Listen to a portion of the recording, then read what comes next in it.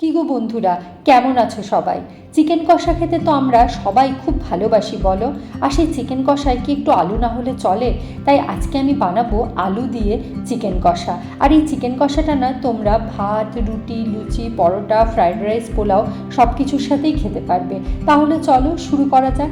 আমি এখানে চিকেনটা নুন, হলুদ, গোলমরিচ গুঁড়ো, লেবুর রস, টক দই, আদা, রসুন, কাঁচা লঙ্কার পেস্ট দিয়ে ম্যারিনেট করে নিয়েছি। আচ্ছা, তোমরা কিন্তু এখানে চাইলে লঙ্কা গুঁড়ো দিতে পারো। আমি যেহেতু আমার আগের অনেক রান্নাতে তোমাদের বলেছি যে আমার বাড়িতে কেউ লঙ্কা গুঁড়ো খায় না, সেজন্য আমি লঙ্কা গুঁড়ো দিইনি। চিকেনটা আমি ম্যারিনেট করে ঘন্টাখানেক মতো রেখে দিয়েছি।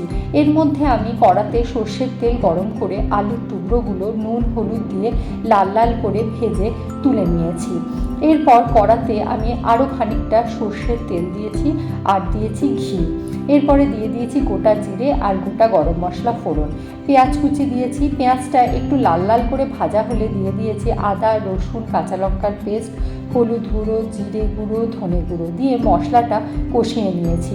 এরপর নুন দিয়েছি। নুন দিয়ে আরও খানিকক্ষণ কষিয়ে নিয়ে দিয়ে দিয়েছি টমেটো পিউরি। টমেটো পিউরি দিয়ে না খুব ভালো করে মশলাটা কষিয়েছি।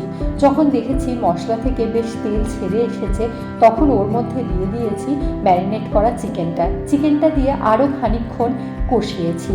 এর মধ্যে চিকেন থেকে বেশ খানিকটা জল বেরিয়ে এসছে। এরপর এর মধ্যে আমি দিয়ে দিয়েছি টুকরো আলুগুলো।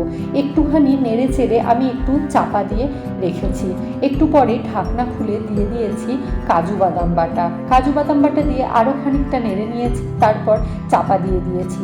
এরপর ঢাকা খুলে যখন দেখেছি চিকেনটা বেশ ভালো মতো সেদ্ধ হয়ে এসছে, তখন ওর মধ্যে দিয়ে দিয়েছি গরম মশলা গুঁড়ো। আচ্ছা, আমি কিন্তু এখানে চিকেনে আলাদা করে আর কোনো জল ব্যবহার করিনি। ওই দইয়ের জলেই না মাংসটা সিদ্ধ হয়ে গেছে। তোমাদের যদি মনে হয় যে জল লাগবে তাহলে তোমরা জল দিতে পারো। এরপরে আমি এই ধনেপাতা কুচি ছড়িয়ে চিকেনটা নামিয়ে নিয়েছি। দুর্দান্ত স্বাদ হয় গো এই চিকেন কষার। তোমরাও এটা বাড়িতে বানিয়ে খেও। কেমন?